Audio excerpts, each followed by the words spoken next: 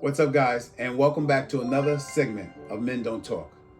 I have a topic I want to bring to your attention. I'm going to jump right into this.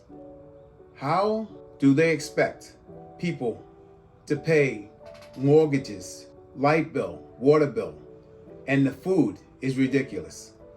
And they don't want to give you any more money as far as salaries are concerned. They're more concerned about a McDonald's worker making it with $15 an hour. That job was not meant for someone to pay a mortgage on. That job was meant specifically for high school students, college students, to have a part-time job to put a little money in their pocket. You can't do a comparison, and they're paying mind to that, and they're more worried about that than they are people that have to work every day. And I'm talking about that blue-collar worker. Everybody doesn't think that that job is important, and is just as important as a doctor or a lawyer. You got somebody that got a home, your toilet's flooded. Who are you gonna call? You gonna call a doctor or you gonna call a plumber? You want that plumber to come. Then you want somebody to come and clean that up.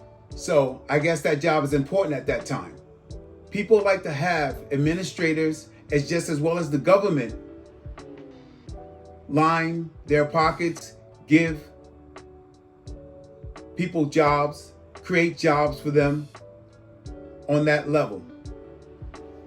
We can get more done with less people, with the right people. No one is looking at this.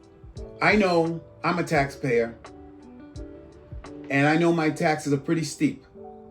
And I know there's a lot of taxpayers are not really looking at how much money is going out and where it's going. Well, the bulk of it is going to school districts. And you expect your kids to have the best education possible. Now, has anybody really looked into this? What the stats really say about kids not being left behind? That means it doesn't matter if your kid can read or write. We're going to push them through anyway because we need to make sure that we get the money. I'm more worried about administration stacking, a secretary to a secretary, a dean to a dean, assistant dean, a principal with another principal backed up by another principal.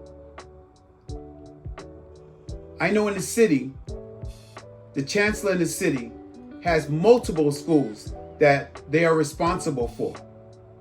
Yet they get the job done with less money than we pay. We have more than enough money.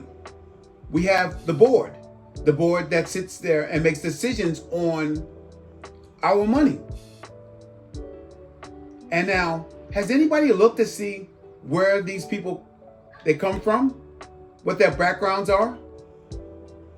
Everybody has an agenda. They don't do anything for nothing just because I like that district. We need to pay mind to what's going on. We need to start looking into what we're paying. I don't know about you, but I'm worried about that guy to make sure he does his job. I want to make sure he makes his money so he can pay his mortgage, so he can be happy and come to work and do what needs to be done.